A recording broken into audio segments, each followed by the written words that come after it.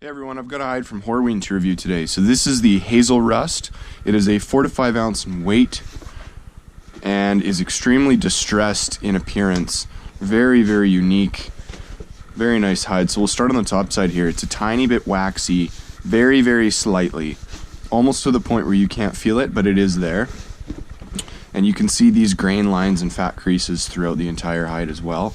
Very nice. So you have the lighter color variation in the center of the hide, and as you go out to the edges, it definitely gets a lot darker. And I will say also that this hide is 100% usable all the way to the edges, so there's no wasted material. And the flesh side, phenomenal as well. There's no extra material back here whatsoever. Very clean finish. I'll say that it's a regular temper. It has some snap to it for sure, but it is still soft and supple.